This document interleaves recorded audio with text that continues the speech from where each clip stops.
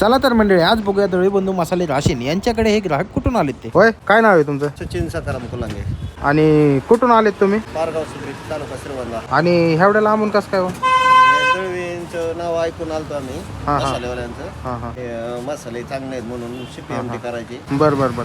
आणि काय कार्यक्रम आहे? आमच्या गावात 8 नंबर पालखी आलेले आहे. त्यासाठी आज आमची पंगत आहे. 1000 लिटर आम्ही शिपी आमटी करणार बर. आहे हा, आणि 2,500-3 हजार लोकांची पंगत आहे आमची. बर बर. आणि लगेच ह्यांनी 1000 लिटर आमटीसाठी लागणारे दळवी बंधू यांचे मसाले त्यांच्या गाडीच्या डिक्कीमध्ये लोड केलेले आहेत. आता आम्ही चाललो डायरेक्ट पारगावला.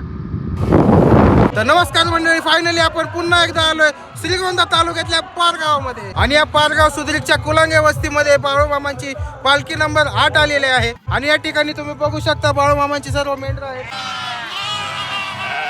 आणि संध्याकाळी या ठिकाणी पंगत आहे, तर त्याचं कसं नियोजन आहे ते बघूया. चला चला तर मंडळी, इथं काय काय नियोजन आहे, काय काय बनवणार आहे, तिथं आचारी कोण आहे ते सगळं विचारूया. होय, इथं आचारी कोण आहे हो? मीच आहे सर, आणि काय नाव आहे तुमचं? रमेश निवृत्ती रेपाळे, शंभूराजे साऊंड सर्व्हिस, पारगाव सुद्री. आणि आता काय बनवलंय तुम्ही? आता हे शिपी आमटी बनवलेली आहे सर. आणि यासाठी मसाले कुठून आणलेत तुम्ही? हे मसाले आम्ही दळवी बंधू राशींचे बर बर त्या दुकानातून मसाले आणल्या तरच ही आमटी होती. बर बर बर. आणि आजच्या अन्नदात्यांचं नाव काय? कुलांग वस्ती. आणि किती लिटर आमटी आहे? 1000 लिटर आमटी केलेली आहे. बर बर. आणि ह्याच्यात किती लोक जेवते? ह्याच्यामध्ये 3 ते 3.5 हजार लोक आमची हा हा हा हा, खाऊ शकते. बर बर. आणि दळवी बंधू मसाले राशीन एवढं लांबून का आणले बरं मसाले? हे मसाल्याची टेस्ट वेगळी आहे ना, हा हा हा, क्वालिटी असल्यामुळे ते मसाल्याची क्वालिटी इथं तालुक्यात नाही, जिल्ह्यात नाही. ते क्वालिटी फक्त त्यांचे मसाले आणले तरच क्वालिटी हा हा, माणसाला ब्रँड मिळू शकतो. घरगुती मसाल्याची त्यांची कंपनी असल्यामुळे ती स्वतः तयार करते हा हा. आणि स्वतः तयार करते, त्याच्यामुळे ती क्वालिटी अशी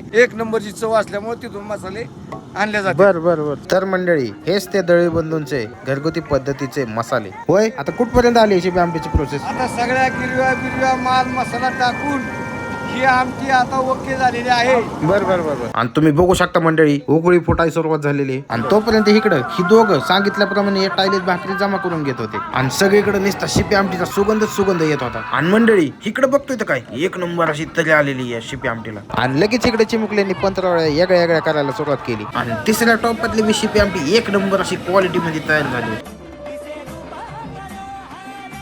आणि मंडळी, तुम्हाला पण दळवी बंधूंचे घरगुती मसाले खरेदी करायचे असतील तर 90 21 21 30 22 या नंबरला संपर्क करा.